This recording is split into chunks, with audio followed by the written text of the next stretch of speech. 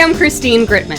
I have been live streaming on various platforms for years now, and today I'm going to show you how Restream Studio enables me to broadcast to all of my platforms all at once. I used to just broadcast my weekly show, Let's Talk About Brand, to Facebook, but my Twitter community was just more active, so I started streaming it at the same time to Twitter as well.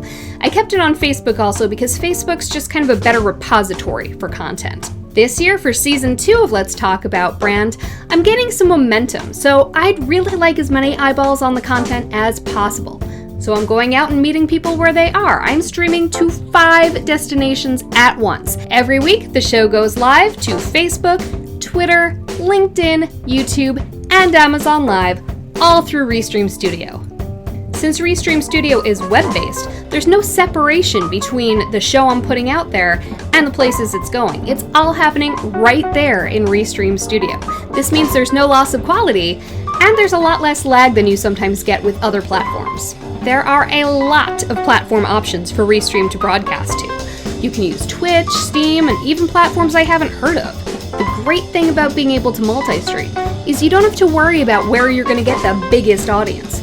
You can just go meet people where they're already hanging out and hopefully bring some new audience members into your show. If you specifically want to build your authority and audience on one particular channel, multi-streaming may not be right for you. The reason for that is that you really want to drive all of that visibility to one specific location. However, if you're looking for exposure and more discovery like I am at this point, then multi-streaming might be a great answer because people can discover you on new platforms that may not otherwise have found you.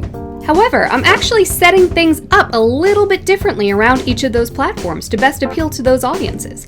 I go onto each platform after the broadcast is over and do different things to make the replay more discoverable for each audience.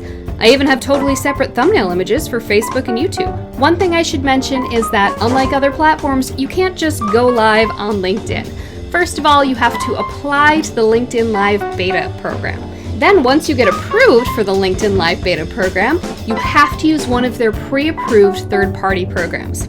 Luckily, one of those is Restream. I resisted pre-scheduling my live streams for a little while because, quite honestly, it didn't always go as expected.